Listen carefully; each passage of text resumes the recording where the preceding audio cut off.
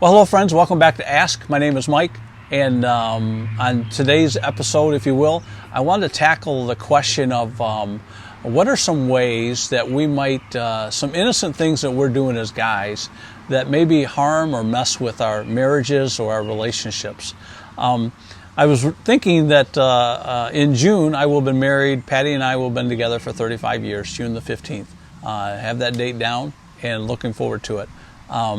So along the way, I picked up a lot of, as you will call, on-the-job training in this idea of being a husband and being a married guy.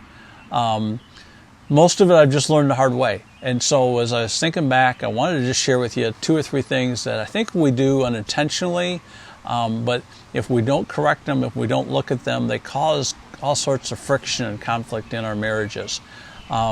Here's the first one that I find that a lot of guys do, and that is there's a mentality or thinking that it's all mine. You know, as we've gotten, the statistics say that we're getting married later in life. I was married at age 25. I'd been out a couple of years, but anymore it's 28, it's 29, maybe 30. That's the average. Some are older, some are younger. But here's what happens: we spend some time out of college in our profession, and we're making some good money, and we may or may not have a young lady in our life, but we grow accustomed to the mindset that it's my money to do with as I see fit. And then we carry that into our marriages. Some of us did not have good financial training from our parents. Money's one of those things that doesn't get talked about in a lot of homes. I don't know if that's true for you today. It gets argued about in a lot of homes, and so therefore, because of the conflict, people just avoid it. That is the reason why money is still one of the biggest, what do I want to call it, just one of the biggest issues when couples fight and maybe even lead to separation. It's over finances, because there's so much of ourselves that are tied to it. Money can be seen as something that props us up. We buy things with it. We're emotionally attached to it. We look to it for our security, and if we have a lot, we feel good, and we don't have so much, we feel it hits our self-esteem. And so here's the deal, right, guys? We get married, and we've worked for this money, and we have it coming in, and maybe now your wife's working, you've got a second income, and you know what? You're not really worried about finances. You're just going to spend until the checkbook says that you can't, and then what do? We get a plastic card, right? That's sort of the American way. That idea, though, of reckless spending really messes with a lot of relationships. With Patty and I, one of the standing jokes as my kid was going through soccer and we'd go on out-of-town trips was my wife would tell my son, "Don't let Dad go into Best Buy." I don't know how, we always found ourselves in a Best Buy in between games, and I was always coming home with something else that I didn't need. I purchased my first laptop without really consulting my wife, and that was really a knock, and it was a hard thing for us.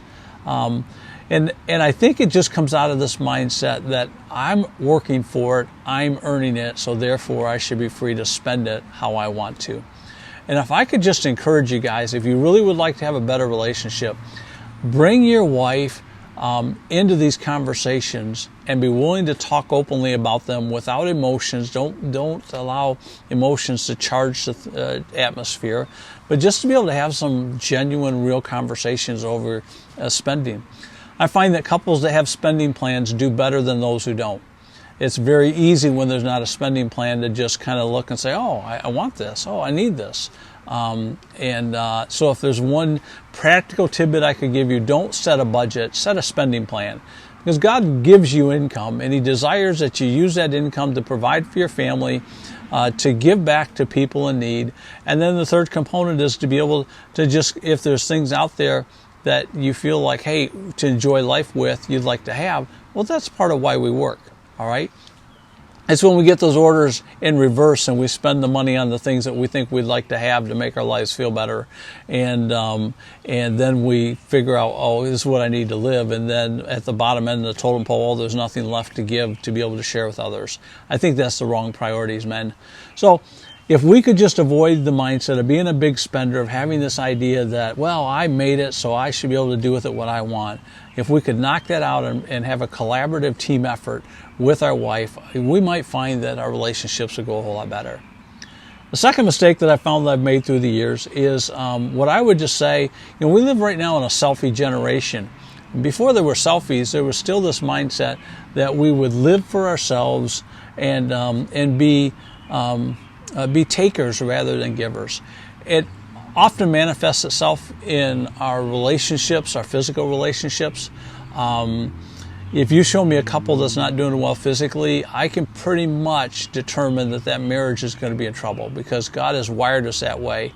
And but what happens is we think about our needs, and they come first, and then our spouses, our wife's needs, maybe we don't even consider them. And I think when that happens, that's a huge red flag, guys. I think that's why pornography is such a big deal for guys.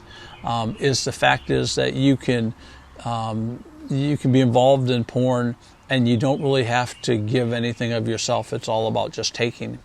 And that is so contrary to what God wants us to be as guys. He wants us to be great lovers, and that requires that we learn to be a great giver. It means to talk to our wife. It means to have open communication about what my needs are, but also about what are her needs. And if we could learn to do that, those two areas right there, those are the big ones that separate couples: money and what's happening between us physically. Somewhere along the way, guys, we've forgotten what it is to give and to just converse with our wives. When we're dating, we're asking questions, and we're always interested in how their day went, and we're really focused on them. And then the wedding day comes, and I think we drift into kind of a bad pattern of just now we're just living life. And we need to get back to what it was like to just have a focus on our wife, and always be willing to date and ask and care about what's happening in her world. And if we'll do that, maybe we'll find that some of that selfishness that we're prone to will give way, and we'll really be much better givers. The whole idea of work-life balance, guys, is about learning to give. We have jobs, our employers ask things of us, but being able to keep that proper balance is what's going to keep our homes a place where we're happy in our marriage and where our kids are happy to be. Here's the third area that we make mistakes in, and that is we always want to fix things. I think we're wired from when we were way young that it's a knight in shining armor that comes riding to the rescue, right? And so somewhere along the way, we're married and our wife comes to us with an issue, and really she just wants to be heard. And we're about, before she can maybe even get a problem out, giving her 3 ways that she can fix it. And that's not what she needs from us. She needs us to listen. So if we could just slow down and learn to listen to our wives. I'm terrible at this. This is not a strength of mine at all. And the only reason I bring it up is because I hear it repeated to me so stinking often. But guys, if we could just learn to listen to our women, maybe at the conclusion of listening to them, asking a simple question: is there anything I can do to help? See, that would open a door to maybe being a voice, and if there's something that she feels like you could help with, great, then you can spring into it. But don't be so quick to fix. Again, don't be so quick to fix. Be willing just to hear them out. The scriptures say that it's a wise man that's willing to listen, and I think that's what I want for all of us, right? So as you're out and you're building your marriage, your relationship, if you would focus on just being a good giver with your money, with yourself, with your time, being gracious and just withholding advice until you're asked. If we could just focus on those things, I think we might find our relationships improve, and they'd be marriages that others around us want to know, how did we get there, and that our kids will be glad that they grew up in that kind of home. Hey, if you've got a question that I could take a whack at and just provide an answer here on Ask, would you let me know? Shoot me an email, drop me a note. I'd be glad to take a stab at it. Until we come together again, I'm praying that God would bless you and use you and keep you as men of God. Take care.